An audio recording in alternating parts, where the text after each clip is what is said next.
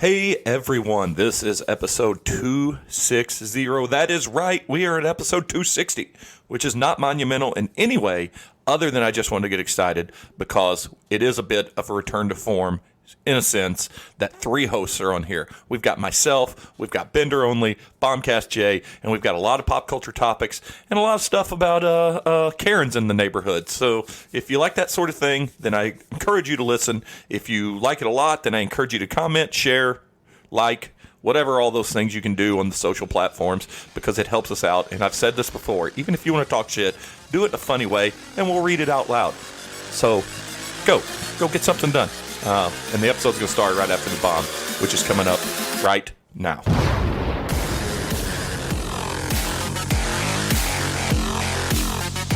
Can you hear me? Yeah, I can. Right. I mean, I barely can hear you sitting right here. I was giving you a hard time on the last episode because I thought I changed mic cords because the mic cord was kind of going out. Yeah. And I told Tom on the last episode, I said, at first I just thought it was Jay because Jay's not a loud talker. I said I was just blaming him. And then the next week when I had to fix Bender's recording, I knew there was a problem. Yeah. I'm super funny. Yeah, because Bender goes, you talk about spiking the mic. Bender gets up there sometimes, but animated. That's right. But I guess on that note, we'll go ahead and say we are back. It feels like the first time in like 2 months that it's been more than two of us. Yeah. I can't remember the last time three of us were on here. But, you know, which I wish we would have all three been on around the time the Batman came out. Yeah. Because I feel like that was a pretty good moment. That would have been a great group discussion. Somebody's vacationing like every other week. Yeah, no shit. Yeah. But since it wasn't, we're not going to talk about it. But instead, we'll just talk about some other things. And we'll do it with the voices you might have heard already. That'd be directly to my left, or Cattywampus left. Bender Only, and then just Jay. Bombcast Jay. Any kind of name. You know what? He's back to Nerdcast Jay now because he's been releasing an episode a week. Almost. So, Look at you go. Yeah. So even on vacation, that subscription on my new phone. I'll have to do that. Even on his vacation, he somehow is getting an episode a week. Dude, I would be so divorced. My wife would leave me so quick if I was like, I'm gonna go podcast on vacation. Well, I can tell you the way around that is when you start a podcast, do it in your house. Yeah. Yes. Makes it a lot easier. Yeah, I've never missed an episode of our podcast. That's weird. There's one podcast I do listen to when a guy missed two of his own episodes, and because they're on like 500th episode or something, and the guy's like, "No, you only have 498, and it's your podcast, and I did two without you." At your own house. That's awesome. Friend of the show, I got two things before I really want to talk about my Karen story from today. I use Karen in quotations before we get... That's the only way you use it, right? I've only got really two stories, or two pop culture things I brought today. One of them will be for the Throw to Missy segment. The other one, I'm going to ask you guys some stuff. But before we jump into that story and then whatever you guys got, I do want to give a shout out to some... longtime friends of the show and former guests of the show. First being Shane just announced that he just turned his podcast into an LLC. He's a company now because he's coming up on 8 years and 1,000 episodes. Wow, really? It's just unbelievable. That's unbelievable. What's he doing with it? Like, he said he's a studio company, he's a producing company or something. No, I mean he's already been trying to do a little bit of managing for a band and booking those shows. Mm-hmm. He's just if he's going to, I mean my theory is that he's probably getting enough money rolling in from time to time that he probably needs to. I mean, I don't know that he's making enough that we're. I mean, how do I? Way, that's still cool. Yeah. But so yeah, shout out to him. And then Bender, you'll like this one. I need you to. You think I hate Shane? But you'll get a kick out of this one because we've many times through the course of the round when we interviewed this person, we talked about how much cooler than us he is, and especially younger seeming. Yeah. But our bomber jacket friend Alex, if you look on Instagram under the name 89 Primo, you'll see his rap persona. Oh, nice. And his releases for Lemon, and he's got a bunch of singles out. And, good for him. Yeah, and any good? I didn't think Kalen hated it, and I'm not saying that I do. It's just it's very much more. I hope I can say this without insulting him. More like Drake style hip hop and stuff like that. Okay. I'll have to look him up. Here's the thing. It sounds professional, and that's a compliment that you can give anybody starting out. So I guess this guy, he's booze. He's conquered keeping beer colder longer. Yeah. He's done fashion. Yeah. He's clearly into crypto, and now he's going to be a rapper. So it's super exciting. And I sent him a message, and he said he's always down. I said, before you get too famous, he goes, even if I am famous, I'll come back on the show. That's awesome. Yeah, so I'm excited about it. I just looked at his website the other day. I was like, I wonder how he's doing. He's got some good designs out there. Yeah, he's super awesome. But, so yeah, I just wanted to give a quick shout out to those guys, and to segue into getting shouted at today. Yeah, same thing. It's a little nice day to go for a walk with your wife. Missy, she's been working out really good lately, so she asked if we could go for a walk before dinner and the podcast and stuff happened. So I put on the tennis shoes and we went for a walk. And I don't know if you know this, but in my neighborhood there's no sidewalks. Yeah, so you walk on the road, but we stay super close to the edge. In fact, when cars come, I typically get over in the grass. But today, on the way back, right in front of a four-way intersection, I guess we weren't over, and I'm telling you, I shit you not, guys, we were almost single file. Mm-hmm. A woman, I didn't get a good look at her. I can only believe she's got a short Karen haircut because she's Karen persona, slowed down and yelled at us. And I thought, oh, someone we know. So I stopped, and they stopped, and I was going to go talk to them. And before I could get up, they go, get out of the road! And it took off. And so Missy went North County and started yelling back at her. So I put just threw a brick through a window. Yeah. I tell you, Missy... Get that brick? Missy was more angry about it than I was because I was just I was flummoxed as to why anyone in a neighborhood... This isn't the only problem my neighborhood has is... Clearly you. Yeah, well, other than me. But our road, Birdie Hills, which is the one that runs in front of the church, and Canós, which runs in front of the schools, Oak Valley is a through street that connects them both, so people use it quite a bit as a cut-through. It's highly trafficked for people that don't live in this neighborhood. But that doesn't change the fact that it's still neighborhood. So I put on the neighborhood app, on that's what it's called, right? Neighborhood, or the... Next door app. The Next Door app. I put on the Next Door app. I put a post. I said, to the woman in the silver F-250. I said, I'm sorry, let me start back over. To the Karen, in quotations, in the silver F-250. Well, there you go. I know. Yeah. I know. It's already there. It got better. I go, just give you a heads up. This is, in fact, a neighborhood for when nice weather, couples do like to go for walks. And if you've also noticed, there are no sidewalks. So I apologize that we had to inconvenience your day by causing you to veer over 2 feet in your car. I said, then I went on, then I said, and if next time you do decide to stop and yell, at least have the guts to follow through and face-to-face yell at someone. And I said, my only hope is that the 3 seconds it took you to slow down and yell at us, it caused your app-ordered Starbucks to get cold. They took my post down. I was very upset about it. But that might be apparent at one of my kids' schools, because every once in a while I'll take them in the morning. Aaron usually does it because I don't want to deal with it. Yeah. But they have 2 lanes that merged together at the last minute. Mm-hmm. And so everyone was lined up in the one lane. I'm like, I got to get home and get back to work. Yeah. So I pull up in the one, and this woman starts yelling at me. I'm like, they have 2 lanes so we can merge and pick the kids up quicker. Yeah. She wouldn't let me over, kind of inched towards me instead of giving me space. I was just like, if I didn't have kids in the car, I probably would have. Oh, well, it was funny. Yeah. So we have well, I can't pick up the kids anymore. Right? I need you to get me out of jail. We have a little cul-de-sac cruise, what we call our little neighborhood, with all the people in the neighborhood. And somebody goes, you should call the cops. That's inciting violence, or that's basically violence. And I said, if they would have stopped long enough, Missy would have shown them violence. But I just got a text from my buddy Barry, my neighbor. We had our fantasy baseball draft last night, which is also, by the way, speaking of a Karen, I don't know what the male equivalent is. Is it a Bradley or a Brian or whatever it is? Chad. It's a Chad. It is a Chad. There's like a 50-something-year-old Chad in our thing because I couldn't get in at all. Yeah. And others got like the first 5 picks, and then it crashed. So we had to reset the whole draft. Yeah. And this guy, Ed, kept,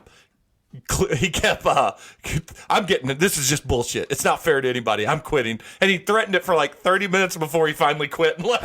And I go, well, guys, it only took 13 threats, but Ed followed through on his threat. But I named my team Inglorious Batters, and I used a symbol from the movie, kind of like that. And Barry just texted me, said, "Inglorious Batters." I love it. So that was my day. Anything Karen wise or anything else exciting in the personal life before we get into pop culture? I'll start with you, Bender. No, I'm getting old. That is a fact. Back to physical therapy for my arm and my back, and they do this you ever had dry needling done? No. It's pretty cool. Sort of like acupuncture, but they usually do it on my back, and I've never actually. Let me rephrase it. Ask me again. You ever had dry needling done? Every time you high pitch laugh, it's like dry needling. There you go. You got it. Sorry. Took a minute. Sorry. That's all right. It still counts. Yeah. You can edit this to where it looks like a smooth transition. No, I'll just probably put it on Instagram as the episode tease as is. So just. But anyways, they stick these real needles in your back, and it hits the muscle point, it seizes and lets the tension go. Well, I fucked up my arm too. She's like, I'll put a couple in there, and I've never really watched them go in or how long they really are. But the one she put in my arm today was a solid. Did 2 it get inches. you a little queasy? No, but it went all the way in. I would have been. And then my whole arm starts spasming, and then this needle starts rising out of my arm, and she goes, That's when you know you hit something good because your body's like, get the fuck out. She goes, if I hit nothing, it'll just sit there. But it was fun. It does work, though. Cause I believe it works. I believe there's some pressure release, but I also question the validity of her medical knowledge when... She is a physical therapist, not... Yeah. I believe I could stab you with stuff and your body would... And it would not push it out. Yeah. Try to get rid of it. No, it's pretty cool, though. It's definitely... There was... I don't know if you remember the... continuity comics. Back in the day, it was like Megalith, and there was all these characters. Megalith was this guy with this blue shirt and a big M on his shirt, and they were always like adult, not like nudity and over, but a little mature themes. And Death Watch was one of their big crossover event. If you saw the pictures, you'd remember it. Okay. But it was a small comic book company, and I remember every time I'd go to Walden Books, I bought a Megalith comic just because it was a Megalith comic, and he got shot, but he was the world's strongest man. All it was, he was super strong, but he got shot in the chest, and they're like, "Oh my God, is he okay?" And he goes, and he flexes the bullets out. That's your muscle on the dry needle. Dude, it was weird to watch, and the feeling that it is, you ever pinch a nerve and it spasms for a while. That's exactly what it feels like. And then, once the tension's all gone, you're like, man, it feels a lot better. Yeah. It's pretty awesome. I asked if you got queasy because... I don't like needles. But, it's not needles, but, I mean, just anything like that. So I had... I think I've told the story in the podcast. I don't remember. But when I was in 6th grade, a couple times in my life growing up in Charleston, I got stabbed. Yeah. I got stabbed with a pencil in my hand in 6th grade. And the lead stayed in there all the way up until, I was 22, 23. Well, and it essentially clogged a sweat gland and developed this little rigid, hard thing. And it started getting big enough to where it was causing a little bit of nerve problem and hurting my hand. So I had to go get it cut out. And my girlfriend at the time was a nurse. She goes, "No, you're getting that taken out." She goes, "Plus it feels weird when you're giving me a massage." I go, "Well, there's the straw that broke the camel's back. Yeah. If it's going to hurt my sex life, it's got to go come out." So we went to the doctor, and he's like, "Yeah, we're going to get it out." He gave me shots all around, and then you can't feel anything after the local. Yeah. He goes, I want to watch. It might make you queasy. I'm like, I'm not queasy anything. But I'll be damned if when he took that scalpel and sliced my skin, I go, "Oh boy." I go, "I'm not grossed out by blood." He goes, "Yeah, but there's a psychological reaction to seeing yourself sliced open." I saw how long it was when she took it out. If I'd have saw it going in, maybe. It's just when it came out, I was like, that was in there? So the first time I had blood drawn, they do you have any issues? I'm like, not that I know of. I'm sitting in the chair. I look down, and next thing I know, there's 8 people standing around me, and I'm face down on the ground. Up. Yeah. Rachel, I took her in college. She had to have a ingrown toenail removed. And freak! The guy, the doctor was like, "You didn't eat before you came, right?" And she's like, "No, I haven't eaten in 24 hours. She was lying. We went out drinking the night before. And they give her the local, and he cuts into her foot, and she immediately threw up on the doctor. Oh, my God. He goes, "Get out. Get out now." I've had multiple shoulder surgeries, but before I got any surgery, I had to get the scans. Yeah. Well, there's this archaic. I'm fairly certain the year I got them was the last year they did arthrograms, is what they're called, and it's where they take a what seemingly like a water hose size gauge needle and go directly into your nerve, into your joint, and they have to puff it up and then inject dye, and then take you for They extra. still do it. They did that to me 5 years ago. But they're not the same. It's not as intrusive as the ones I got. Because I had another buddy a buddy who's a nurse, and he goes, "Yeah, they don't do arthrograms anymore. They do a similar thing with the dye." Yeah. He goes, "But they don't go straight into the nerve like they used to." And I'm like, "Oh, okay." He goes, "We got better X-ray equipment." Or I could be wrong. You could be right. Yeah, because it looked like an IV that went into my shoulder. Well, so I go in there and they tell you don't eat or drink the night before, and I go in and I asked the doctor, I said, "Are you guys not going to knock me out?" And he goes, "No, we're not knocking you out." And I go, "Well, why did I not eat and drink the night before?" And he goes, "Well, a lot of people, because it's such an intense pain, will wet themselves." Yeah. I'm like, "Oh, okay. Well, I bet I don't wet myself." And he opens my chart and he goes, "You're getting 2 of these?" I said, "Yeah." And he goes, "Huh."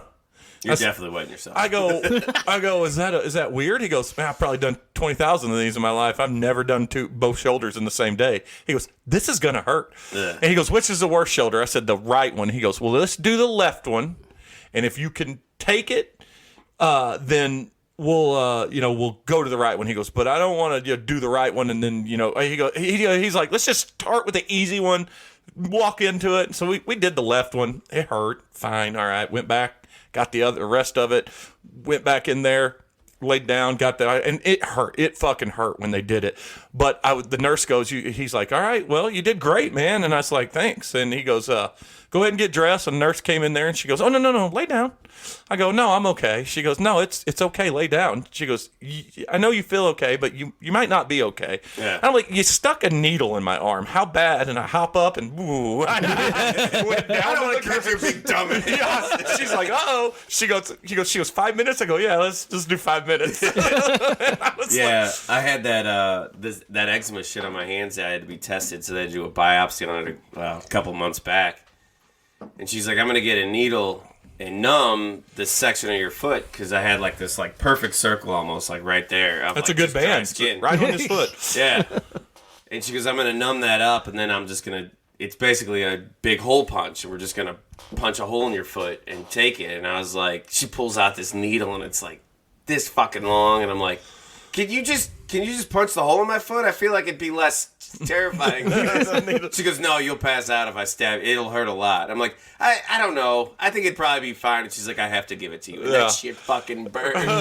And then the whole time she's giving it to me, or taking the thing, I didn't feel it, but she's like, "Are you okay? Are you okay?" I'm like, "Yeah, I just have to watch, otherwise I'm going to jump." Yeah.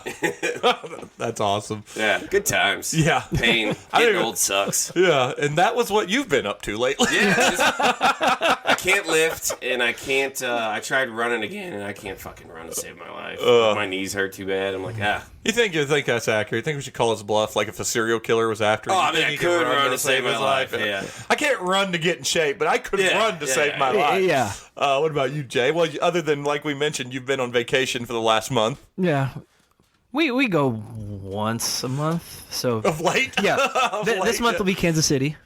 Oh, yeah, you're doing that with me. Speaking of, I have 2 vacations. Speaking of, have you bought your tickets for Kansas City? I thought I was just paying you. You got to get your ticket. He's taking care of the hotel. I got the hotel. You got to get on and buy your ticket. I'll do it tomorrow. And yes, you pay me for the hotel. Oh, yeah. And I'm going to send a message out to the group because, like I told you, and I've told this to Jay on the way up there. If they listen to this, I love them. But notoriously, Saturday or Sunday they'll go, "How much do we owe for the hotel?" Like, well, I'm out $800. Yeah. So it's that said, that we are in the home stretch before planning. Yeah, I got to pay you before I head to Colorado. So it's So counted for, taken care of. That's awesome. So anyway, so what else, Jay? What have you been up to other than we're going to KC, which means we will drink? Yeah. No, we haven't been doing much. I mean, What did you do in your last trip? Where was that? we went down to Tarpon Springs, Florida. Caught some spring training games. One game. Was it Cardinals that you caught, or No, it was the Phillies and the Orioles. So, Where's Barn Tarpon burner. Springs at? yeah, it's a little bit north of Clearwater. Okay. So my mom's a snowbird at this point. She's been down there for about 6 weeks. She rents a house, and we went down for spring break and just hung out. My father-in-law's a snowbird. Florida is one of those states to where no matter how many times you go on vacation or how many times you spend there, someone else always goes to a different town than you've gone to. Absolutely. And it's always on the ocean or the Gulf. And Yeah, we always go to Fort Myers because that's where their condo is that they live in, and I think the Red Sox have a spot there, and the Milwaukee? Twins. It's Minnesota. I was going to say it's Milwaukee, but it's Minnesota.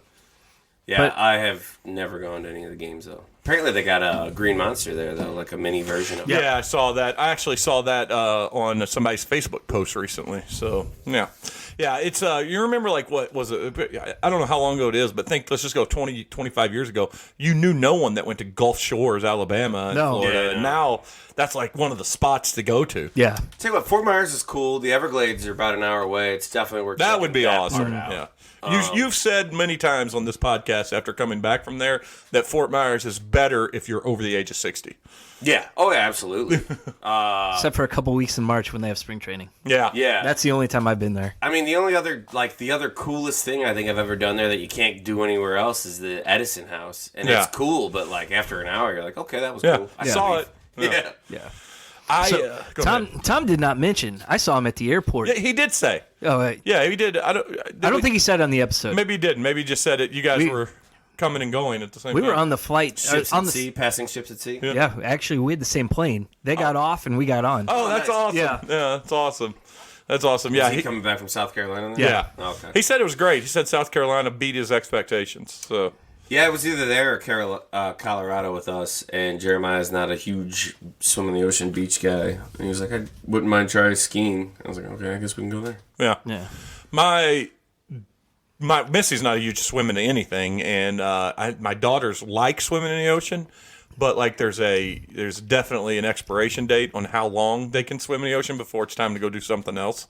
Not me. Which is why we're going to. Oh yeah, me and Missy even said it. Like if we had to do like our last Orlando trip that we did, and we ended up going over to Cocoa Beach on the eastern side because it's less frequented than Clearwater. We would have sat on that fucking pier drinking for 8 hours, not moving, just watching the world go by. But because our daughters are there, it was 18 minutes. Yeah, so we, I don't even know where I was going with that other than we like to sit and drink. Yeah, I can do it. I sat in South Padre Island, or South Padre, Texas for 5 days on the beach. Got stung like 8 times, like at least once a day. And you're like, I should probably stop going in the ocean, but I'm not gonna. Yeah. I know. That's why instead of going to the beach, we're going to New York. We're going to go to a Yankees game and Yankees Rays. So New York's a blast. You'll have a good time. Oh, yeah. I'm excited about it. And I actually, because of work, I actually got a big promotion for some of my customers and Yankees Cardinals private suite game we got coming up. So, it'll be in August. But anyway, I guess that's all we need to talk about in terms of our personal lives. Because I don't think anybody listens to this. You know what? It's funny you bring that up because can I have a beer too? Any beer, I don't care. Because I actually think one off the door. No, I actually do think that. And I've listened. Trust me, I have to listen to them when I edit and things like that, and I look for the funny clip. Don't edit. Well, I did. I cut out the last 14 minutes of mine and Tom's episode last week. It just drug on. Yeah, it was an hour and 14 minutes was the episode, or hour and 8 minutes, and something like that. We actually recorded for an hour and 20 something, and it wasn't like anything boring. But I got rid of a lot of wrestling and a lot of soccer talk that was like, well, this amounts to nothing. But it's funny you said that whole thing about our personal lives, but I got to tell you, we get more jokes out of our personal lives than we get out of there. So I actually think it is a more entertaining. People can weigh in or not. But I do like when we do, we talk about everything else. So makes us human. Well, I want you to, whatever you start, John, and I'm going to bring up my list that I wanted to bring up for you too. But what'd you bring to the table today? Are we all caught up on Moon Knight? I watched it today. Yeah, you son of a bitch. I was about to get mad at him.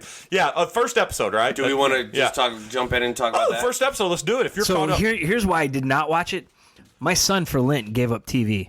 Whoa! And I go, that's his choice. Well, I know. I'm like, I'm going to have to watch it for podcasts. Yeah, sorry, this is research. And so Aaron's like, are you serious? I'm like, kind of. Yeah. Yeah. I'll watch it on my phone.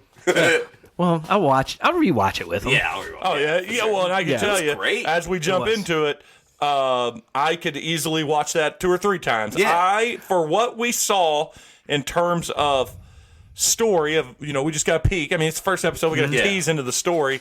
I told him yesterday when coaching our softball team, I said, I think it's as inventive as WandaVision is in its cool style, like finding something new to tell a story in which most of the action of the show takes place blacked You don't out. see it. Yeah, until the very, and even still you don't see it at the very end. That's still just a couple punches thrown, really. It's awesome.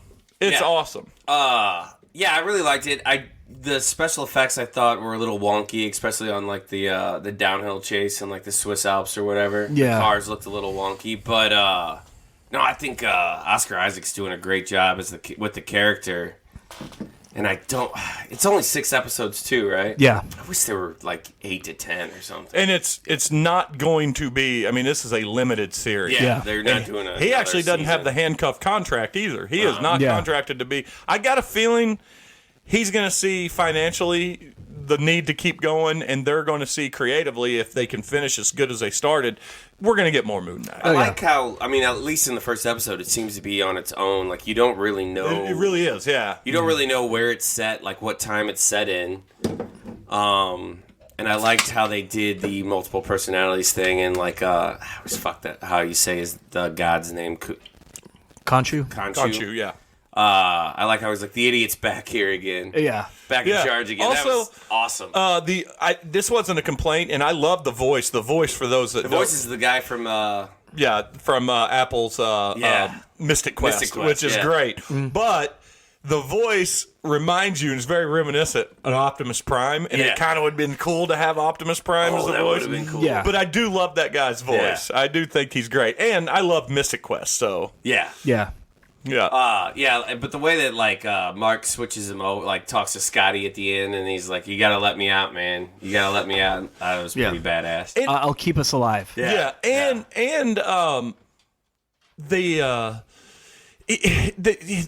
accent didn't bother me, especially knowing that the accent's fake, because there was a lot of talk going in that, well, he's going to use a weird accent, but now it makes all the sense in the world. But a welcome surprise to it, and even though they've changed the character, because the bad guy in this literally has only appeared like one major time in the comics. He's like a nobody in the comics. And but they think that might be a red herring. I was going to say, I've heard that too, but whoever it is, Ethan Hawke is eerily good in this. Well, when you first see him, he's breaking up the glass and putting it in his sandals. Yeah, very. In the little scenes where he's believable as a David Koresh type person, and he's so low key. Even when he gets irritated, he doesn't get loud. So what threw me off on that, and I'm sure it'll be fine. Ethan Hawke's a spectacular actor, and I used to say I hated him, and I always thought his movies sucked. And then, the last couple of years I've watched stuff, and I'm like, no, he's actually like extremely talented. But when he was John Brown, the abolitionist, what was that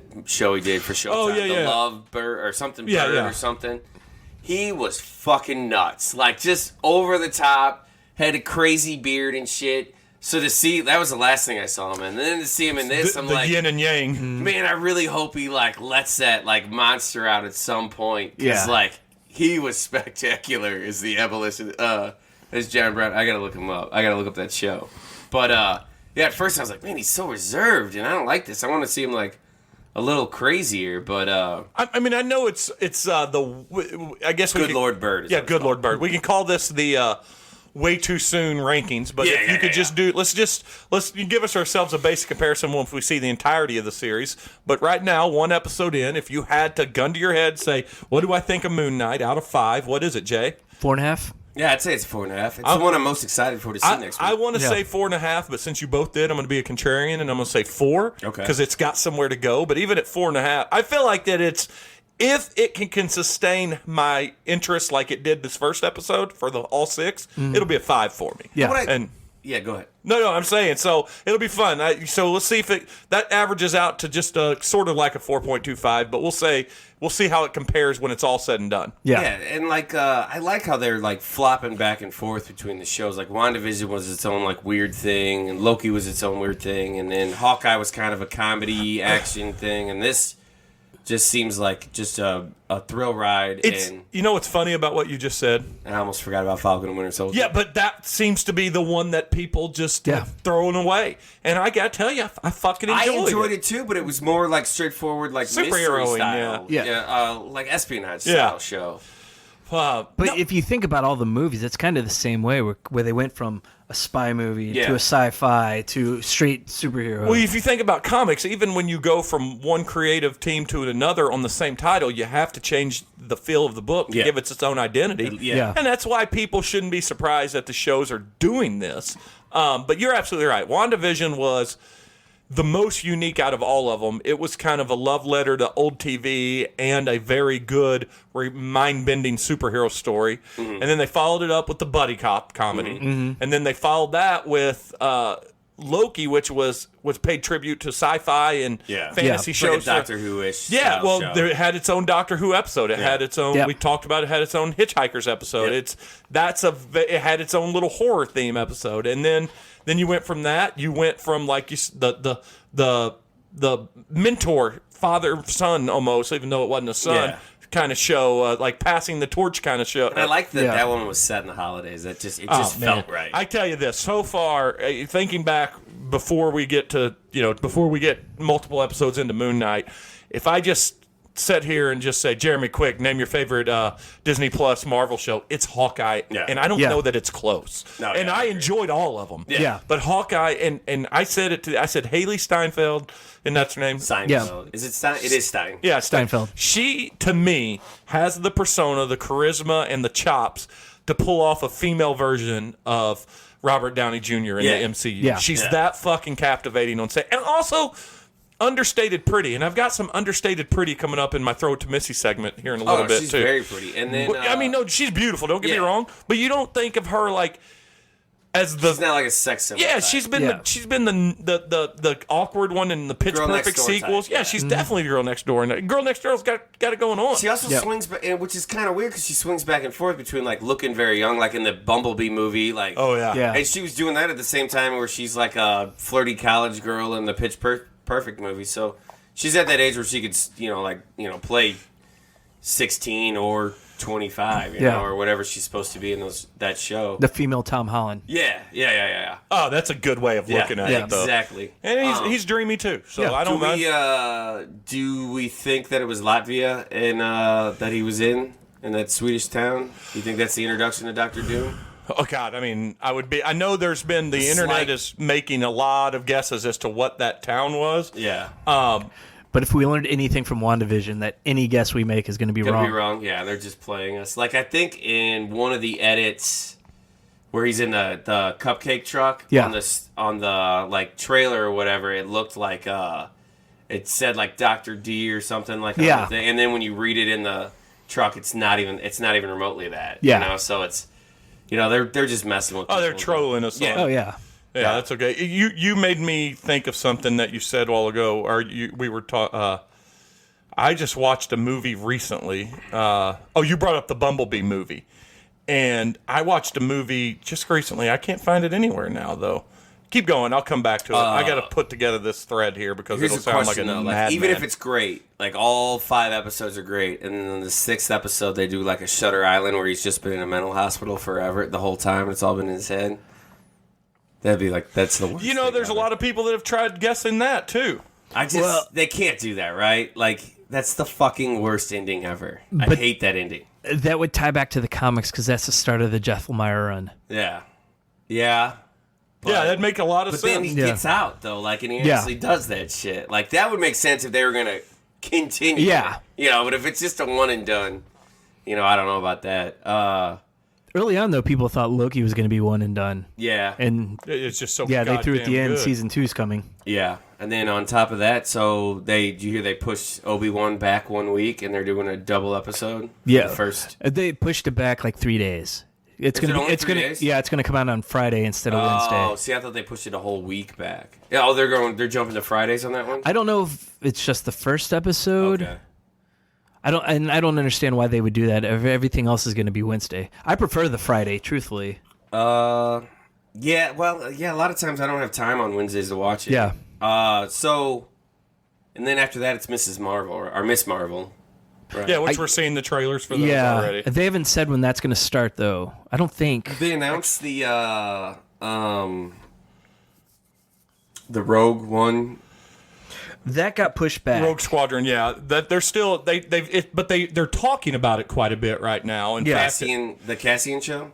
no, his is not Rogue Squadron. No, I'm talking yeah. about the Cassian show. Oh, They haven't announced that yet. Yeah. They did announce Miss Marvel. It's coming out June 8th is when it Okay. starts. So what's after? I guess that's the next one after Obi-Wan, and then what's after that? 'Cause They're going to overlap, actually. Oh, really? Yeah, that'll be for a weird. couple weeks. That Well, might be we've had why that it's- before, That too. might be why it's Friday. yeah, that's why we've had that a couple times too. And all the comic book shows should be on Wednesday, and all because Wednesday's new comic day. But Yeah. yeah, that would make sense. But Boba Fett's was on Wednesday. But too. if you remember, it changed to Wednesday because of May the 4th. They put it on May the. They Yeah. wanted to be out on the May the 4th, and then it just stayed. God damn, we're nerds. Yeah, we super nerds, super nerds. I want to say, though, they did that with Bad Batch, too. Bad Batch was Wednesdays. That Was it? doesn't count. It's the worst thing they put out so far. I haven't watched it. I couldn't finish it. It's Really? it's going to be like all their other cartoons where it takes a season or two for you to really get into it. Yeah, I have no doubt of that. What do you got, Jay? Let's get off this Moon Knight talk. What do you got? They're going to overlap, too, with The Boys. Oh, that'll be good. Yeah, Did you watch that? Oh, the animated cartoons were fucking great. I haven't Yeah, you watched watched that the yet. whole thing? Oh, they they're good were stuff. great, dude. I I watched know what them I'm all doing in tomorrow. one day because they're short. Yeah, They're they're all like 20 minutes, and they're all written by Do not like let- celebrities and shit. Do not Yeah. let the kids watch them. No, Oh, I haven't let them watch any You of know that yet. how adult the show is? Yeah. Nothing on the cartoon. It's got nothing on the Yeah. cartoon. Speaking of that, I made a comment on the last episode. Me and Tom talked about Winning Time, and I made the comment about the show Minx. Which haven't is watched awesome, those dude. two at all. So many dicks. I made a comment on this show or this podcast about my review of Jackass 4, and I said it's the most dicks per minute I've ever seen. Yeah. Not anymore. Really? Giant dicks on that show. I haven't Minx. finished Jackass 4. Lots of boobs and stuff, but just so many dicks.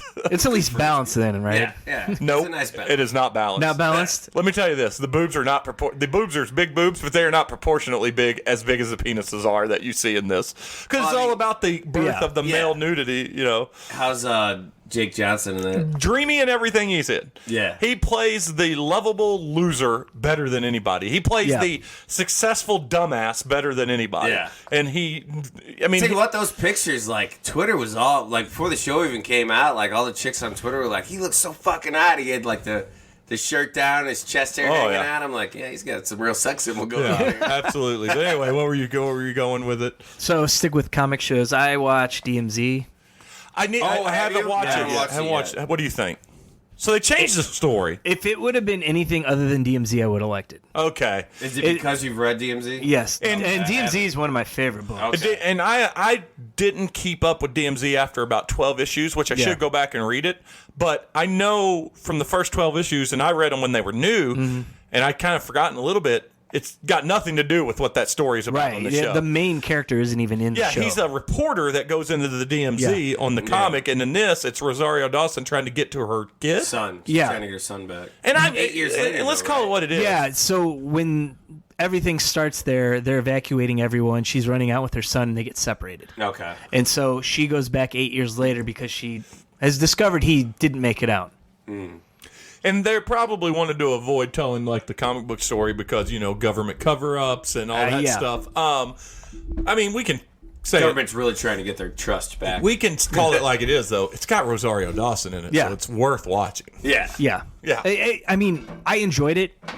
I wish it was something totally different than DMZ. Yeah. But it was a good show. Is it a one season miniseries? Yeah, it's 4 episodes. I thought I read that's somewhere it it? was supposed to be 5, but Okay. they only did 4. Okay. I even brought up too to Tom again. I'm sorry for those that listen to back or this episode. maybe my favorite HBO series so far, outside of Suicide Squad, is Our Flag Means Death. That's that so fucking good. show is perfect. It is. It's I've perfect. watched like the first 3 or 4 episodes, and it's fucking. It handles, like I told Tom on here, it handles so eloquently and so humorously and so sincere homosexuality and fear of that and normal relationships and what it's perfect. It's great. Yeah. And Taika Waititi himself as Blackbeard is great. I can't wait. Have you seen it all the way through? I can't wait till you see what he looks like in the final episode. Yeah. Because he has a kind of a nervous breakdown. Nice. And you just got to watch it. And talk about his I'm look. loving it. Like, I watched 3 episodes the other day. I like how small the world is that they're in. Yeah. They could rowboat to everywhere. Yeah. You know? It doesn't make any sense. Yeah. You know how this happens quite a bit, and I can't even find the original article, but when you get something in your timeline feed, like that says posted like 5 minutes ago, and you read it, and then you look it up, turns out that story was like from 4 years ago. Yeah, sometimes you got to read the date at like the top. That happened to me today, and what it's going to bring up, but I thought it was pretty good, especially for the 3 of us sitting here. It actually was the 11 Guillermo del Toro movies ranked from worst to best. Okay. And it says, keep in mind, we don't think there's a worse, but this is his 11 movies, and we're going to go in order, and I want to see if you guys agree, and I want to see if you've seen them all. Okay. Because I hadn't, which is a shock to me. So here we go. Number 11. This was a no-brainer. Mimic. Mimic is a very good scary movie about a genetic manipulation in Mira Sorvino. Mira Sorvino. Super hot Mira Sorvino. Yeah. Who was the She's in Mira Sorvino. but the Mimic is Natasha Henstridge, right? No, that's Species. That's Species. Also super hot. Yeah. And nude a lot. Yes. And then she has sex and that goes. That whole weird. series was just about her being naked and like tentacles coming out of her nipples. That's true. Tongue going through the back of people's heads. Yeah. That's it. I mean, if you're gonna make a movie. Yeah. Listen, man, I was a very impressionable child. Number 10. I would have gone out that way. Number 10, and this may be a hot take, but I think it's the best of the series, Blade 2. That's not a hot take. Blade 1 is so well received and people... Well, it just kicked everything off. Yeah, but Blade 2 was so Del Toro that I loved The it. black and red, everything was great about it. I got to rewatch 2 because 1 doesn't hold up.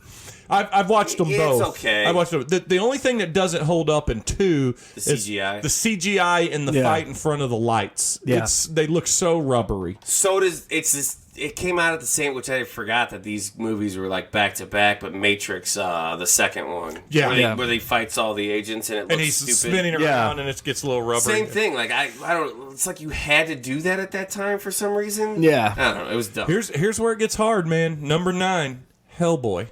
What? Yeah, wait. I mean, you gotta wait. You gotta wait. Okay.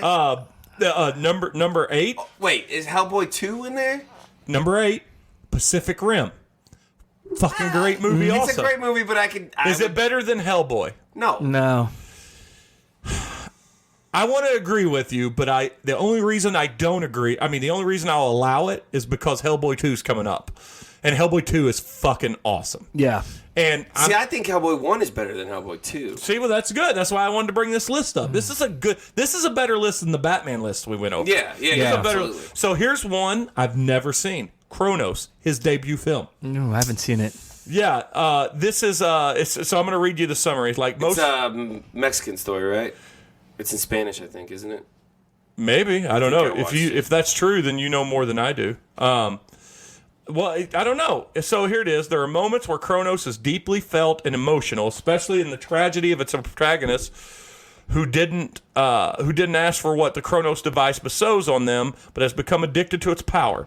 And yet there are also times where the lapse into moments of Raimi-esque horror comedy.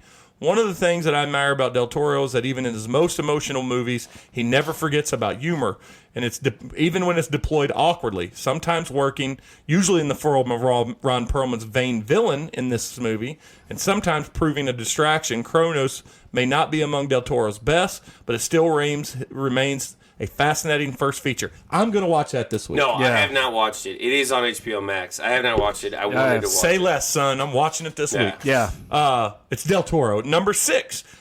This one took me twice to appreciate it because it took me so long to watch it the first time. But it is a very good movie. I don't know if it's better than Hellboy, but Crimson Peak. Crimson Peak's a great ghost story. It is a great ghost story, but it's not better than Hellboy. Not better than Hellboy, but it looks amazing because It's beautiful. newer, so it looks better. But no, I don't even know if it's better than Pacific Rim. This is a tough one, too. Number 5, I don't know how it's not up in the top 3. I gotta tell you, as far as just pure filmmaking, Nightmare Alley. Nightmare Alley is a great movie, man.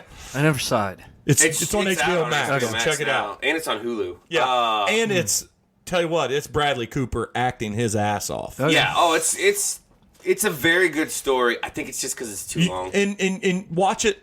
It's like, for me, it's like a Del Toro style of Unforgiven. Not that it's a Western or has the same themes. Yeah. But the last 15 minutes make the payoff in the last 15 minutes are so ungodly good. But, like, I think it's just... It's too long of a movie. They could have cut like 20 minutes out of it, but I don't know what you cut out because everything is so well acted. He does well, and his cinematography too is so pointed and so thought out and so that you don't want to cut anything. No, I mean it's gorgeous, but that's what a director's cut's for. Number 4, Hellboy 2: The Golden Army. See, I think it's a great original story, but it bothered me that he didn't use any of Mignola stories. Mignola stories. So it lost some points, and it's basically the bad guys that are not bad guys, the guy from Blade. And that makes sense. And you know what it could have been too. I think we would look back, knowing that we're fans anyway. Yeah. But if he would have got his trilogy. And done a Mignola story, then we wouldn't have cared. We'd have been, this is just the Hellboy trilogy. Instead, we got, and with all due respect to David Harbour, who's phenomenal in a lot of things, a really, really bad Hellboy movie. And one of the worst Mignola stories. And the best thing that movie gave us was ignite enough fire from Hellboy that we had a very good series of episodes built around drinking beer based on Hellboy. But kind of really the first big thing that happened when Jay joined the podcast was drinking those beers. Number 3 in his Oscar, Shape of Water. See, that's got to be 11 for me. Yeah, it's my least favorite of his movies, but it's a really good movie. It is a good movie. It's just weird as fuck. Yeah, I've wanted to see it. It's not something I could ever talk my wife into, but now that I sit in the basement all day, I'll probably watch it at some point soon. My wife wouldn't have watched it. And I wanted to like it more because I thought it was going to be like sort of like a quote-unquote Abe Sapien story, which I guess it technically could have been. You know, like a little side mission. Yeah. But it's just lady fucks a fish. Yeah, that is maybe the problem. I don't mind it winning the Oscar for him. I mean, kind of like when Denzel was given an Oscar for a movie that he should have had like 4 or 5 a long time ago. But it is what it is. It's not my favorite, but it's still pretty. And like we said, gorgeous. Absolutely gorgeous. Here's the second one that I have not seen, and then maybe this is the Spanish-speaking one that you're thinking of, The Devil's Backbone. This was an early film for him. Is that? It says it's Del Toro's utterly fearless balance of emotion and terror. It's a movie that's unafraid to take chances and get ugly to find some truly beautiful moments. It follows Carlos, a young boy who finds himself in an orphanage during the Spanish Civil War and comes across the horrifying specter of another child, which leads to a mystery surrounding the caretakers. I'm hooked on that. And the picture it shows with this little kid looks creepy as fuck. I didn't watch it. Look, you know how creepy it looks? Like a Del Toro movie. I remember it coming out because I was working at Blockbuster at that time, but I never saw it. Mignola did the. Yeah, I know. That was what was cool about it. So that. Yeah. This it's funny because the article I'm reading has them in the exact same order, but this article's from a year before the one I saw on Facebook. Yeah. So it must have just been copied. The article I saw this morning had that picture, which was a hook. Yeah. But let's just go right to number 1, and this is the one he should have won the Oscar for. Pan's Labyrinth. Pan's Labyrinth. Yeah. Pan's Labyrinth is his masterpiece. Although this person does say maybe watching Shape of Water again might change that. That might be his masterpiece. And we've just already talked about our Shape of Water discussion. Pan's Labyrinth is it doesn't make to call it a Del Toro movie is selling it short because it is beautiful and it has all of his creatures and all that stuff too. But I mean, but it just it's such a deep, complex story. Yeah. That it's a movie I've probably only actually watched maybe 3 full times. We saw it in the theater, and that's the only time I saw it, but it was amazing. And it's gotten better every time I've watched it. Because you see visual cues and things and stuff, and then you just it a couple years ago for the first time. Oh, it's so good. Yeah.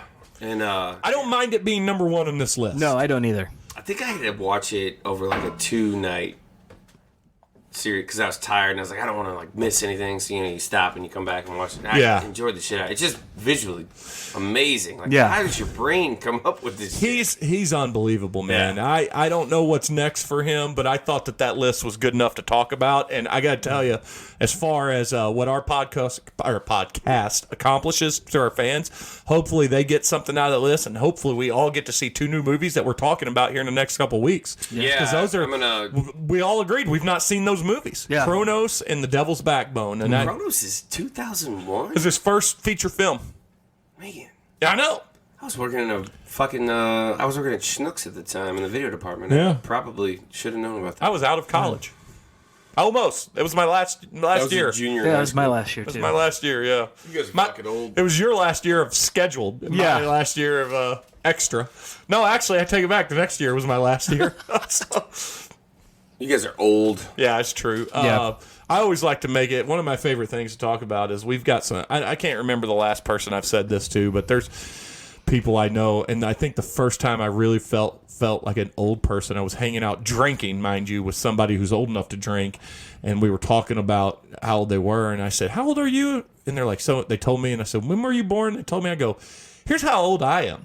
I've had sex before you were alive. Yeah. That's ridiculous. Yeah. If I could conceivably be that's someone, kind of creepy though. well, if I could conceivably be someone's dad that I hang out with and enjoy their company, like as in a peer to Just a peer, man that you said this to? makes me feel old. Yeah. It makes me feel old. I could have been girl. I don't know. Yeah. That could be construed as sexual. No, I said before they're alive, Bender. How is that sexual?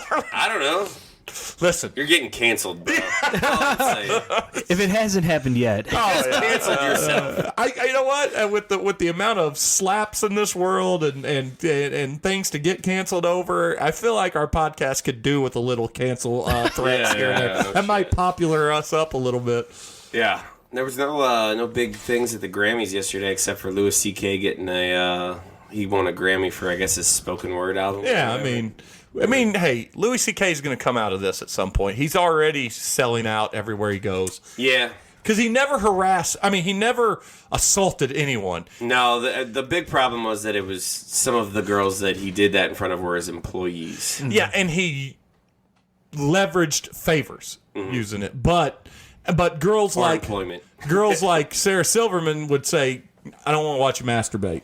Or they'd let him and be like, that's fucking weird, man. Yeah. But they were friends. She wasn't his employee. Yeah. He's going to come back. Eventually. And Chris Rock is going to be fine, so. Does James Franco come back? No. No. No, because he actually is accused of sexual assault. Same with Shia Labeouf. Yeah. Is Shia Labeouf accused of sexual assault? When did that happen? One of those movies that he did.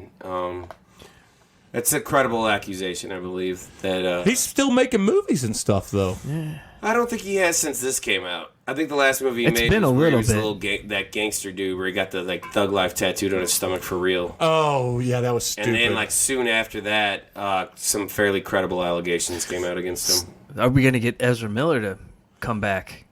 Oh, yeah? Because he's got a restraining order against him. No, he's done. I think he's done, too. Yeah. I was just listening to a podcast on him. Did you hear about this? I didn't hear about it, no. Do you know the whole thing? Go ahead. He threatened to kill a couple at a bar. So, there was a couple things. So, he got arrested. And this is separate from the original one where he choked a girl. Yeah. For in a bar. some reason. Well, he's not into girls. Yeah. Well, he got arrested, and then he sees them as peers. Yeah. I forget what he did to get. Oh, they were doing karaoke at a bar, and he wasn't even doing it. No. He was just in the bar and took the microphone away and started screaming at people because they were singing karaoke too loud in a karaoke bar. Oh, it makes sense. So he had his Karen moment like I had today. So he gets arrested, and then this couple that he met and he was staying at their house, posted his $500 bail, and then he went back to their house and stole one of their wallets, their Social Security cards, told the wife that he'd fucking murder her slut ass or some shit like that, and got in trouble again, and everybody's like... If all that's true, which I have no reason to doubt it or no, I don't need... Apparently he's very weird. I don't have to reason to defend him, nor do I have a reason to prosecute him. Yeah. But if it's all true, he doesn't deserve to be back in the jail. Yeah. Well, a couple months He's ago... going to come back for one movie. Fuck you, Barry. Because that movie's basically done, right? Yeah. Flash. It's been done for like 5 years. Apparently, they're just trying to decide how they want to edit it. I think The Flash? No, they've even there was a tweet about a few months ago wrapped up other footage or shooting. Yeah, additional footage or whatever. I mean, I think it's been going a little while. I mean, they had to get Yeah. it's an intensive movie. There's What do a you guys lot think of about them in Zack it. Snyder getting a couple of awards. What did he get awards for? He won like the Viewers' Choice Awards at the Oscars. Like I think it was like best movie. No, Best movie 2021.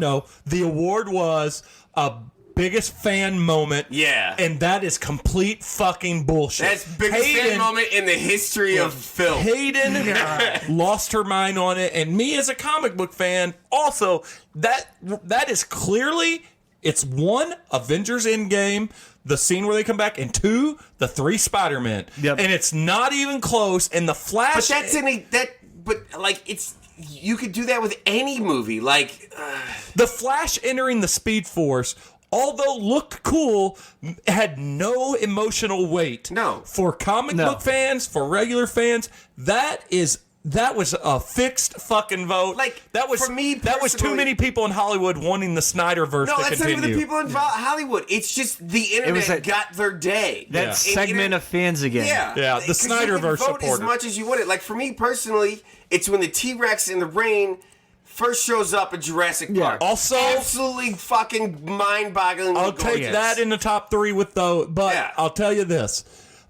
It makes me officially, and I was look. We talked. It's we had canon and it's forever. we now. had an entire episode about the Snyder Cut. I get Yeah. it. I don't. Before this, I did not care if it ever came back, the Snyderverse. No. Now I actively don't want it to. Yeah. You said it's canon. So is the Academy Award-winning Suicide Squad. Yeah, That's right. crazy. Yeah. Crazy shit. Like I'm sorry, it's not on your left. I did not. Yeah. When you heard that in Endgame, That's No, absolutely. I'm not saying that any of your two are wrong either. Like for me, like the first one for he's saying we're wrong. No. What he is saying is accurate. That Jurassic Park is, regardless of where you put it, Jurassic Park meant so much to film. Oh yeah. That it's not even, if it would have been Superman coming back from the dead, I would have bought it more than the Flash entering the Speed Force. Yeah. It was such a dumb thing for them to pick. It wasn't a pick. It was one segment of the internet that got to vote multiple times a day over and over again, and nobody has more time on their hands than fucking Zack Snyder fans. I would be honest with you, if they would have said the Batmobile firing up in the new Batman movie, I would have still not been happy, but I would have liked it more than the Flash entering the Speed Force. Yeah. Or like the first time he walks out of the shadow. Like, because like that opening scene in that movie where they just look into the shadows. No. You know what? You know what should have been above Flash entering the Speed Force? Vader walking down the hallway in Rogue One. Yes. Yeah. Much better moment. Or even like Luke walking in at the end of Mandalorian season 2. Like any of that is better. Or the Joker pulling off the fake Joker mask in Dark Knight. Oh God!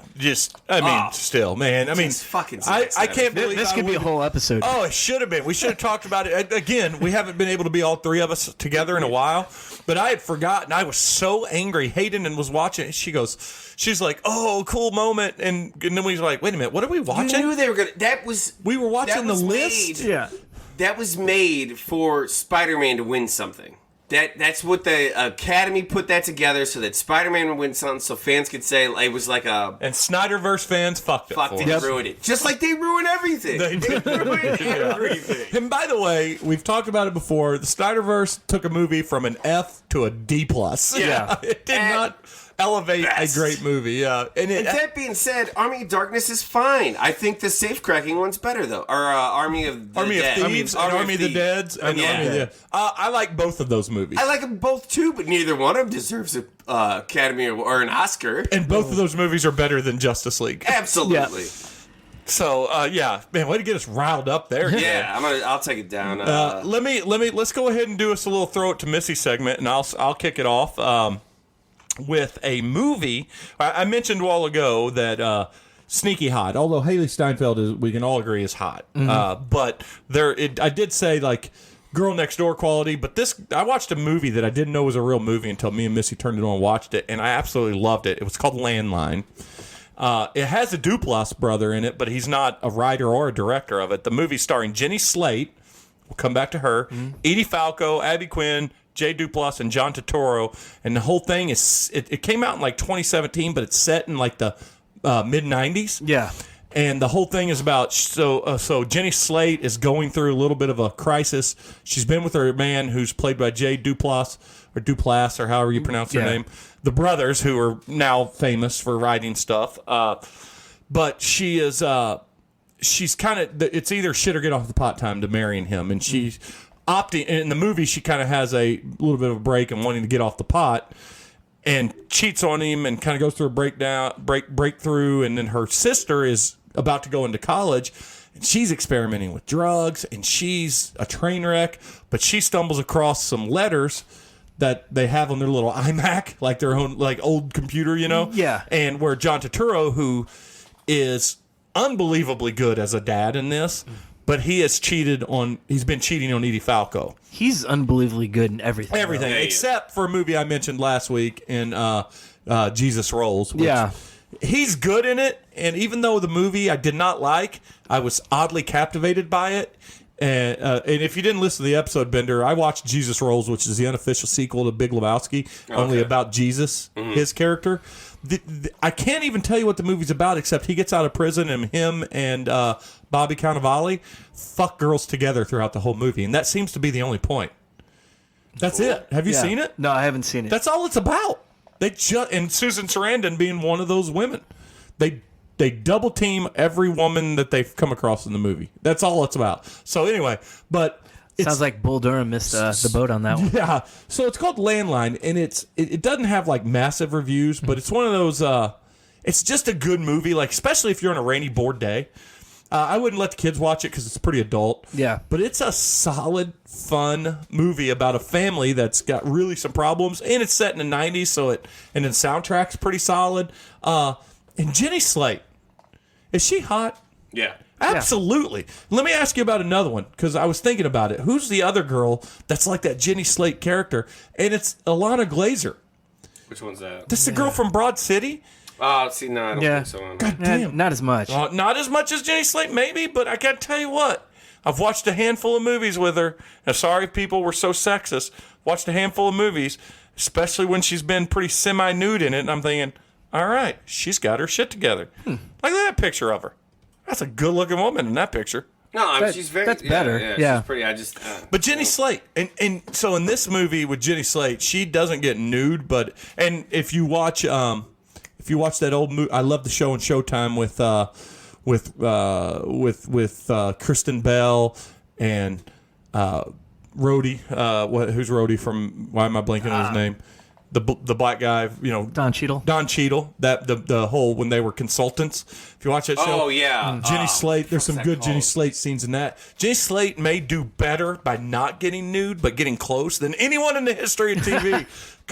But she in this movie is like her and Turturro and Edie Falco. Don't get me wrong, Edie Falco deserves every award she's ever got for Sopranos and that Nurse show. Nurse Jackie. She is a bona fide superstar actress for TV and stuff. But did you ever watch the movie's totally worth it. For me, it's like a 4 out of 5, and it's worth watching. And that's just the only. And it's older. It's older. Amazon Prime. I like movies. She's got a new one with Charlie Day called "I Want You Back." Oh, we enjoyed it. We watched it. I haven't watched that one. Again, she's. I mean, that movie doesn't. It's not fooling you in any way. You know what's going to happen on it. Yeah. But Charlie Day also not your typical leading man. She's not your typical leading woman, but they both are perfect at it. Everything I've seen, the only other movie I think I've watched where she's a leading role was it was just one of those like on Netflix called Obvious Child. Did you ever watch that one? I don't think I've seen that one.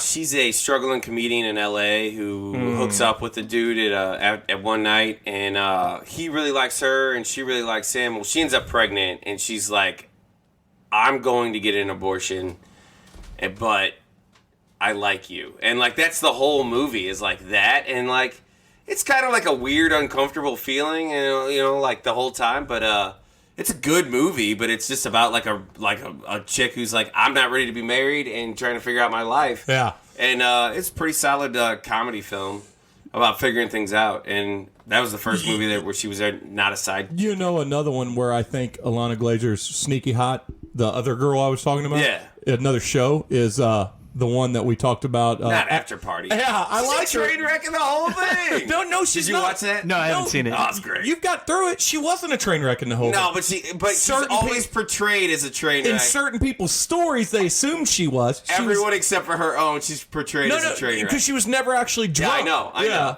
So No, it was great. Like she's a great actress. Yeah. I just don't find her like super attractive. Well, I may be on an island, but it's an island that I would gladly masturbate on. so attractive. And she's the island. yeah. I'm not cleaning up before you guys visit. I'll tell you there, we're not visiting. Yeah. What do you got? What's the first thing you got? We watched King Richard What'd you think? Did you watch it before or after? after. Okay. We watched it Friday night. I almost have not watched it out of protest, but I really wanted to watch it. Aaron wanted to watch it. I wasn't going to. It was a good movie, though. There's a lot about the Williams sisters I didn't know. Yeah, and there's a lot about Richard himself that they left out. Yeah. I mean, so they do portray him as a little bit volatile and a little bit of angry guy. Yeah. They kind of held back on how, because I don't know if you guys remember that time period, but there were a lot of people who were like, at the same time, he's responsible for getting them, but he also was kind of a bad influence in their career, they thought, too, in real life. I don't know about the movie. But it could have been the media's portrayal of him. Well, he was a hard man. That's why when they slapped, they were like, maybe he hasn't left King Richard mode. You know? Yeah. Yeah. He's method now? Yeah. Oh, good for him. Him and Jared Leto. Yeah. But it was a good movie. I'd give it 4 out of 5. 4 out of 5's a good movie. I mean, hell, he got the fucking Oscar for it. I could see why he got the Oscar for it. If there's two, I'll take one. He wasn't Will Smith being Will Smith. Yeah. Which is 90% of his movies. Yeah, I mean, that's why a lot of people thought that Protocol or whatever, he should have got the Oscar for that because he was really good in that. Well, like the Concussion or whatever the name of it. Yeah. The concussion movie. Or Pursuit of Happiness. Pursuit of Happiness. Really good in that one, too. We'll talk about that here in a minute, Bender. The Pursuit of Happiness was, I thought, his crowning achievement. And I got to tell you this, as far as Will Smith goes, I know, we really dove into the slap and all the things. I think there's a lot of problems in Will's head. Yeah. There was a movie that's very underrated, that's very panned and not really received well, but I think it's underrated. He was good in 7 Pounds. Yeah. I never watched it. Another Rosario Dawson role. Yeah. Good movie. Just a good movie. And it was like, I think the problem with that movie was so close to Pursuit of Happiness. Yeah. That it overshadowed, but he should have won an Oscar for Pursuit of Happiness. I understand where Will Smith's coming from because like he was the guy who made billion-dollar terrible movies. Like they made $1 billion, but they were not good. Wild Wild West. Yeah. I Am Legend. Yeah. I, Robot. He was the Independence Day release guy, and they just tried to get a movie out on Independence Day. So then he tried to like switch gears and like but he like, accomplished do all these it. drama, and he did it. Like, He was nominated for Ali. Actor. But like I like him as like a charming character in a movie. Like I just. But see, one of his best roles was 6 Degrees of Separation. Role. Yeah. And it was totally different than anything he did since then until you got to the more serious roles. And Tom literally might be the only person in the world that shits on that one episode of Fresh Prince where Why Don't You Love Me? Yeah. Tom thinks it's so stupid, but I think it's great. The world thought it was great. Oh, because Tom had a happy childhood with a father that was there. You went to your private school. You're a white guy. Yeah, we get it. Your dad loved you. But he shit on that. I mean, but that was like when you realized he at least could act. Yeah. It might have been a little over the top He's learning. Yeah, But the whole show was over the top. Yeah, it was. It was kind of. It was TV in the 90s. I mean, everything was. Well, let's not spend a lot of time. Have you guys watched the new one? No. No, I don't think I want to. I heard it's not very good. I'm not gonna lie to you. I'm finding it very hard to support anything Will Smith right now. I hear there's a. I'm gonna chalk it up to he's got a lot of shit going on. In his life deal with your shit. Wife. Also, don't take. I'm not making excuses. Don't take it. He can come back from and this too. They've had a history. There's history there. Yeah. But again, I agree with guys like Brendan Schaub. I listened to Josh Barnett, who's not just a MMA fighter, probably one of the 4 or 5 greatest heavyweights of all time. So underrated, but also like natural or just self-educated, smart. Mm-hmm. And he goes, he made the comment too. He goes, "You think Will Smith does that if it's Brendan Schaub or Joe Rogan on stage?" Somebody that was the first tweet out was like, if The Rock was hosting, if it was Jason Momoa or The Rock were in the audience, you think he would have done that to either one of them? No, I think that, like Tom said, and we talked about, I think it was years of cuckold jokes. It was, I made the comment to Missy. I said he's a ungodly famous guy, which is already a weird scenario to deal with your emotions. Yeah. And then he's got a wife that has put him in an even more oddly crazy relationship and situation, which makes it even harder. And he just snapped. I think it was mutual in their relationship messing around. I don't think that's true. I think it was sold as mutual. I think there's a lot of. Tell me he's not fucking other people. No. I believe that's happened too, but I believe that also when you're backed into a corner, well, you can either fight or go with the flow. Yeah, well, I'm going to go with the flow. I get it. Also, even if he was doing it and he was sneaking around, he wasn't flying his bitches on vacation with them. And while his wife was at the pool, he's going back to the room and knocking the bottom out. Right? Yeah, that's because that's what she was doing. Yeah, that's. I mean, like. Oh, by the way, unseen, that he paid for. Yeah, sight unseen, like out of sight, out of mind. That's different. Like different area codes or whatever. If that's how you want to roll in your marriage, all of that together culminated in an event that really there's no way around it in the world we're in today. And I'm not talking about Me Too and all this stuff. I'm talking about something that's an actual, before I stumble over, Me Too is a problem. Women getting that is a problem. But I mean, one thing that we've been dealing with in society for a long time and haven't got over yet, especially with our kids, he bullied Chris Rock. It's toxic masculinity. He bullied him. Yeah. And it is a big guy picking on a smaller guy, and it's a guy that he had a problem with. And again, if he would have squared up with him backstage out of the camera's eye, I might have been okay with it. Because then there also would have been people around that calmer heads prevailed. But Chris Rock, what's Chris supposed to do in that situation? Also, well, there's 2 quotes because I listened to Bill Maher today. A couple things that Bill Maher said.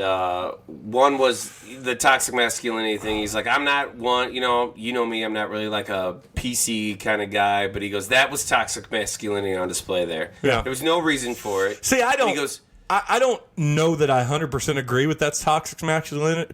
Well, he quoted some survey that I didn't bother to fact check or double check, but he said something like 63% of women said they're on Will's side at that moment. Now he goes, if you take that a couple days later, it's probably different. But at that moment, like women, their knee jerk was that he's defending his wife. Yeah, exactly, and that's sexist. Until you see the clip of him laughing, and then she looks at him. Yeah. And again, that's why I don't think it's toxic masculinity. Yeah. In fact, I think it's cuckold lashing out. Exactly. If that's a real thing. He just felt But like he said, he goes. Bill Maher said, he goes, there was a bigger man on that stage, and it was Chris Rock by not doing anything. And he goes, I said that at an after party, like he was at like the Vogue after party or some shit he said. And he said he wouldn't say who the celebrity was, but there was a well-to-do black guy there, big celebrity there. And somebody goes, that's crazy that Chris didn't do anything back, and that this black actor said, well, he couldn't. He had the whole race on his shoulders. Yeah. Well, like, and Missy and I said that if there would have been a black-on-black fight on the Oscars, it would have set the whole fucking thing back like 200 years. I think Tiffany Haddish hurt her career by coming out and supporting what Will did, saying that was the most beautiful thing I ever saw. Tiffany Haddish is a person who's also scorned because her and Common just broke up. I didn't even know they were together. And she's been super hurt over it, the rumor is, in Hollywood. And I don't think... And also she went out on a very unpopular island because stand-ups around the world were like, Will Smith has got it coming. You know who I think should be extra mad at Will Smith? And I don't want to talk about this anymore unless you got one final thought. Nope. The person, more than anybody, I think collectively the Roots should get together and beat the shit out of Will because Questlove won an Oscar and he's that much closer to an EGOT. Yeah. Or Samuel L. Jackson. Stole Samuel L. Jackson's. He got a Lifetime Achievement Award that night. No. Questlove won the immediate award that Rock was out to present. Oh, okay. It was Questlove. Yeah, he gets a free shot. You forgot about it and so Jimmy Fallon. I didn't even know. I don't watch this shit. But so Jimmy Fallon gave him his own special moment the next night. Like, you got robbed of your moment, so let's give you a moment now. Absolutely. Was that for the Summer of Love documentary? Yeah. He won an Oscar and he won a Grammy for it. So he's got a Grammy, he's got an Oscar. We got to get this guy a Tony and an Emmy. Yeah. He might get an Emmy. He could. The Emmy will be easy with Jimmy Fallon. Oh, yeah. I think. We got to get him to write some Tony probably shit. got an Emmy. Maybe a sympathy one. He probably has to have an Emmy by now. Jimmy's got to have at least one Emmy. He's corny as fuck. Old people love him. We did his ride at Universal. Does he have a ride? Yeah. Really? Race across New York. No shit. Yes, it's a 3D ride. Who does? Jimmy Fallon. It Is it a wasn't there when Universal? I was I don't. there. It might have. I don't think it was there when I was there, or maybe it was closed. Is it because of his Taxi Cab movie? One of the worst movies of all time. No, it cannot be that. I wish it was. Put a ride around I wish it that. was. Anyways, I've got one more thing I want to talk about, and then we're. Good. It came up last week. I think it came up before you and Tom talked about it. But Bruce Willis. and his, Yeah, we did not get a chance to talk about it. Yeah, that was in text. Yeah, I thought so. But he's got what was he diagnosed with? Aphasia. Aphasia. And I read an article on it today, and I'm a little more heartbroken about it than I was when I first heard it. The Queen of Dragons had it. Oh, really? Yeah, Daenerys, the girl that played Daenerys, she had it. But you can recover from it, but not when you're in your 60s. Yeah. Yeah. So, but he's 69, I think, or 67. 60. Ooh, 69. Yeah, nice. But I read this. It's in Best Life, so take this with a grain of salt. I don't know. I don't even know what the fuck Best Life is. But it was. They said that it was his first instances of like things being kind of weird was 2017 on the set of Glass. Oh. And there's a bunch of people saying basically like he was forgetting lines, and everybody thought maybe he was drinking too much or something. I heard one director sent out an email, and this was confirmed that he said we got to take about 5 pages of the script of his dialogue out overall, and we can't write anything with more than like 20, 25 words at a pop for it. Yeah. And then there was one actress in one of his lower budget movies that he did last year where he was supposed to say a line, and it was her cue to duck as he fired like a gun with a blank in it. But he kept forgetting a line for her cue to duck and would just shoot the gun in her ear. That'll kill you. That can kill you. Yeah. But I think he was far enough away, but it was like freaking her out, Yeah. Now, other people came out and said that didn't happen, but who knows.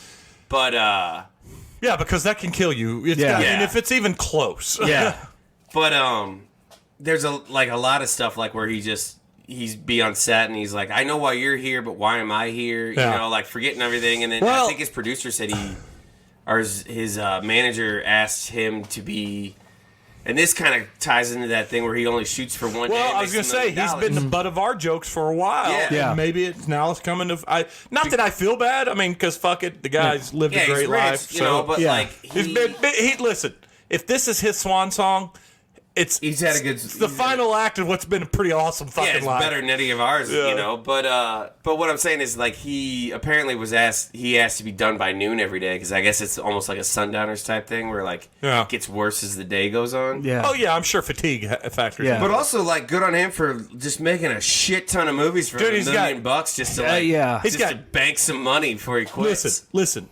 We're gonna see him either descend into complete incoherency before we see his movie career done, because he's got 12 movies in the hopper still waiting to release. Are you serious? Yeah. Already shot? Yeah, already done. Well, think about it. That's only 12 days out of the year. Yeah, that's it, man. Most of these movies coming out, he's in it for like 10 minutes, and they bill him because they know people will watch it. The good news is there's a director in a production company that's like, holy fuck, we're going to get a theatrical release now because we're going to sympathy into the theater, and we're going to make triple of our money, which will be $10 million, what we could have made. So I hate to joke about something similar, but when Pat Summitt came out with Dementia, there was a commenter on ESPN that would go on every single article and say, "Hey, did you see Pat Summitt announce she was retiring from basketball again?" That's hilarious. That's terrible. Every single comment. Speaking of old sports people, I sent a TikTok to my buddies today, Tom and some other guys that I work with. But your old dog chow. Yeah, the old dog chow people that... Not us buddies, though. There's I should have sent it to you guys too, but I don't like friends. overlapping. Yeah. I don't like real overlapping. friends. Tom's in there, so I need to get a separate thread with just you two. Because I don't like overlapping jokes. Like our We have a separate thread without you. It's all wrestling. Yeah, okay, that makes sense. I'll do one with you where I don't overlap jokes. But anyways, it's Waking Up OJ, and it's like 3 girls in their 20s. I saw that on Twitter. Waking Up OJ. I saw that on Simpson, Twitter. like, so fucking weird. I saw it on Twitter. Said I just stumbled across my favorite new TikTok, and it's random 20-year-old blonde girls waking up some weird 70-year-old man, and it's OJ in every one of them. That's hilarious. Yeah. Dude, it is weird. Oh, Tom posted it. He posted I sent it to him this morning. Yeah, that motherfucker better have credited He me. did not. Oh, that son of a bitch. He posted it on, and his comment on Twitter was, "Hello, Twitter world." I forgive him because you didn't send it to us. What do you got, Jay? What do you got for the end of it? For your throw it to Missy stuff. I read a couple things on vacation. Oh, I do have comics too. We'll talk about some comics Well, too. the first one's a book. Okay. It's How very bender of you. yeah, I know. I read a few books here and there. I read it. And I'm a learned man. Yeah. Devolution. It's by Max Brooks. Oh, I love Max Brooks. It's a horror story. Oh, it's so good. Yeah, about Bigfoot. I Yeah. haven't read Yes. it. I have to check it out. I listened to it. I both read and listened to the audio and read the book for World War Z. World War Z, and that was the movie again. A good movie if it didn't have to do with the Yes. book. But I don't know what's better, even though the audiobooks and abridged version of World War Z. Yeah. But they're both unbelievable. It's the best zombie thing I've ever read. Yes, I agree. I'll let you finish. Go But ahead. go, Max Brooks. And I'll tell you why you need to listen to the audio. By the way, he's been a part of a government think tank. For Yeah, he's still part of it. Future Wars. Plan on ways around future wars. And He's on Bill kicked- Maher all the time. They kicked him out of the Trump stuff because he was up until Trump. they had He's not a Republican. They had like an anti-pandemic group, and when Trump came in the office, they got rid of it. And Yeah, then 2018. all the got rid COVID of stuff. it. Yeah, then COVID happened. Literally 1 year later. Yeah. But it's basically the story of a small commune by Mount Rainier, and a volcano goes off, and they're kind of stuck there. Yeah. And it's like new age, solar power, everything. So they're cut off. Hippies. Yeah. They They're don't know how to cut. do anything. They're cut off from the world, and all this weird stuff starts happening, and it's revealed it's Bigfoot. Oh, that's awesome. And you read And it it's all. Max Brooks. So. Yeah. You read it all from this woman's journal, Well, and and you don't know necessarily how it ends. That's his hook too. He tells it from different angles or Yeah. weird angles like that. And he mixes in like interviews with like So it's World War Z. It's what he did with World War Yeah, Z. Yeah. it's there's a lot of like after, And he likes to do a lot of characters. after cleanups and stuff. So let me Yeah. I listened to the audiobook of Yeah. it, and then like this is why you should listen to the audiobook because it's narrated by Judy Greer, Max I love Brooks, Judy Greer, yeah. Jeff Daniels, Nathan Fillion, ooh, Terry Gross. Those are the big ones, but just superstar, and Judy Greer is fucking spectacular. Oh, well, Yeah. I mean, fuck, that's the way World War Z is. It's like Yeah. a who's who. yeah. Yeah. Yeah, I mean, like he just it's great. Oh, Kimberly Guerrero, I've seen her and stuff. All right. I don't Well, know. good talk, though. Yeah, but anyways, no, it's really good. What It's was the a lot of comic fun. book you read? I've been knocking out slowly the whole Black Hammer series. Oh, it's good. Oh, really? God, it's so good. I've only read the first 12 to 18, maybe. So the way the I read reading. the first 12, and no, what I did is I read the first 12 in the JLA crossover. Okay, so yeah, the way the reading order is, it's like the first 12 issues, and then a couple miniseries, and Yeah, then the because that's next the way- 12 issues. That's like to say, And it's you reading these broken on up. Hoopla, or are you buying them? I bought them all. That's the way it's broke up, right? Yeah, yeah. Yeah. Well, gear up, man. If you've been buying a single or trades, trades. you need to start trading those in because maybe you get some hardcovers when we go to KC. Yeah. That's the way to do it. I picked up a couple of the hardcovers, but I've been mostly going with the trades. I've the only thing of note, it's not almost. The Devil's Reign's been really good with Zardowski. Yeah. Okay. I started that. I do love I love a Starship Hulk. I've enjoyed this so far. Who's writing that? That is who's writing Hulk? I can't remember who's writing Hulk. Maybe Cates? I don't know. I have to look it up. The new Hulk series. I can't. He did that a couple of years ago. But It wasn't Al Ewing still? Did he continue? I thought he was continuing. Maybe he did continue. Only he's got a new artist who's not racist. But and that's going to take us into looks cool as fuck. I really like it. I mean, it's called Starship Hulk, and it's a little weird. So he's literally Banner's in charge now, but Banner's kind of like turns out without Hulk, Banner might be evil. But he's bounced around that for years. But Johnny Cates said Hulk has become. Yeah. Yeah, it is Cates. Yeah. So and so Banner's flying him. He's built a mental spaceship. And the way he powers it is anger, so he manipulates Hulk's psyche by throwing other things that Hulk hates at him all the time. Like if he needs more power, he throws Fing Fang Foom at him and things like that. So that's awesome. It's super cool. That's good. I tell you what I read. Ryan Otley's the artist. Oh yeah, and I love Otley. Yeah. And I tell you what I read that was the two things I've read that were super big surprise. I haven't read the book that it came from yet, which is there's this new Image has got this new superhero universe that's much like Power Rangers. It's called Radiant Black. Yeah, I haven't read Radiant Black yet, but a spin-off character from it is called Rogue Sun. Okay. And the first issue was really good, and I hope it turns into the new Invincible. Okay. It's all about this superhero. He was in one of the Radiant Black stories. In the main one, he died, and it's essentially the stone that gives you power, and he had left it. He's got 3 kids, and he left it to the kid that was his first son, who's illegitimate because he made an honest woman out of the other 2 kids, and they became rich, and he became a superhero.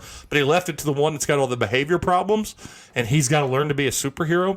So, and the art is fucking stellar. Look up Rogue Sun from Image. The art is stellar. It's very dynamic.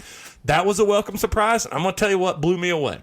I'm never really excited when they make changes for the sake of making changes, to making people happy. But for years, Marvel's taken it on the chin, especially recent years, about the fact that Danny Rand is the Iron Fist and he's a blonde white guy. Yeah. Well, the fucking new Iron Fist is the closest thing I've ever read to a martial arts movie in a comic book, and it's fucking great. So check it out if you have a chance. Yeah, I want to check that one. And I had something else I was going to put on my Throw It to Missy segment, but I forgot what that was. So now it's up to you. I went back after watching the Batman, and I read because a lot of Selena Kyle's inspiration was obviously Frank Miller, but also when she leaves town, it's they were talking about like maybe she'll do like a spin-off. It'd be like the Jeff Loeb, Tim Sale's Catwoman in Rome. Oh, When in Rome was great. When in Rome is so good. It's so much fun. And goddamn, man, like the art is like sexy. I was gonna say it's got 2 things going for it. Jeff Loeb is gonna go down in history of comics in the top 10, probably, maybe top 15, but underrated. He wrote some great stuff. Yeah. And Tim Sale is arguably visually one of the most unique. He does a lot of gouache, a lot of watercolors, a lot of really weird styles, and just fucking crushes it, man. So a lot of Loeb's really good stuff is like retro. Oh yeah, it's where he very goes retro, back which and I does love origin that. stories. No, I did like his Superman Batman run. Yeah. And then when he let his son, before his son died, do that story. But no, between Superman, what was it? Superman, Red, White, and Blue. They're all that was Captain America. Captain America was Red, White, and Blue. But he didn't write that. Superman for All Seasons. Superman for all seasons. And then he did like the Marvel Color series. Yeah, like Marvel. Daredevil Yellow, Hulk Red. That's what I was thinking of. Which were all good. All good. By the way, Superman for All Seasons is fucking great. Yes, it is. It is. That may be the most underrated out of all of them because Long Halloween. Yep. And so for those that don't know, Long Halloween is the one that really gets all the praise, and it should. Yeah. It's maybe one of the Dark Victory is good. Dark Victory's good. It's one of the 4 or 5 best Batman stories ever told. But that he had that all of those specials that they collected into one trade which was kind of a in-between Dark Victory and and it was super good too, super underrated. So I would say like the best thing for Tim Sale, if you're like wanting to get into comics but you don't want to deep dive into like a whole world, just pick up some of him and Jeff Loeb stuff. Tim Sale's and Jeff Loeb stuff because it's self-contained stories. Yeah. Like the Spider-Man stuff is basically his origin, just written in like a noir. Like same with Daredevil. It's just a lot of vintage artwork and stuff. Literally the only thing I don't like about the new Batman movie is because they framed it as the beginning of it, like they took homage from Long Halloween. Yeah, is we may not get a real Long Halloween movie. Yeah, we can. It'll just be another 15 years. Yeah. Well, you like that thing I shared where in 2050 we'll get a new Batman every 15 milliseconds. Yeah. Then there's two other things I've been reading. Mark Millar's The Magic Order. I'm not done with it. I've met him. It's Mark Miller. Yeah. Is it Miller? Yeah, it is. Because everyone I listen to on podcasts are like, it's Miller. And I'm like, 100% wrong. I met him. God damn it, this is the one time I overheard. Me and Dwayne sat with him and fucking arm wrestled him drunk. It's Mark Miller. All right. It's perfect. He's told Kevin Smith that too. Yeah. Yeah, okay. Yeah. Mark Miller's The Magic Order is very good. Here, you know what? I'm going to go back to what you said about all the podcast guys you're listening to. They're younger than us, and they don't know. A lot of them are from Australia. Well, that's their accent. That's not even, no, but they really push that in. Yeah, it's Mark Miller. Like he even corrected at the last really great Chicago Wizard World I went to. Yeah, man, I'm fine with it. I'd rather say Miller. Yeah, I hate it. And forced on a habit, I still say Millar every once in a while. Anyway, so what'd you read from him? The Magic Order. It came out in 2019. I haven't read it. I've not even heard of it. It's basically super dark, like Harry Potter. Like a world, like there's it's really perfectly written for TV, like all of this new stuff. Yeah, basically it's being written for like an HBO Max series where there's like a Netflix. Magic Order and then there's a bad Magic Order. But the way this bad Magic Order takes out other fucking magicians is spectacular. Like there's one where I'm gonna give it a go. Trap a guy in a picture. Who's the artist? Is it good? Yeah. Oh, the art's great. It is Oliver Copiel. Oliver Copiel. Marvel superstar? Yeah. Oh, sold. So like he traps a guy. You had me at hello. Yeah. There's one where they trap a girl in trap one of these magicians in a taxi and there's water filling. Dude, it's just the murders are spectacular alone. There's some stupid Miller stuff that are is over the top and ridiculous. See, I used to read all this stuff that came out, and then I stopped buying books. Yeah. And now I'm like, I want to go back and try to find that stuff. This is good. And then the thing with Miller too, real quick. Sorry, John. There was a long time where the Millerverse was going to be a thing. Oh yeah, it is a thing. It's just the first the Miller now, like you said, everything that's coming out is basically made for TV, and that's what this other podcast I listen to.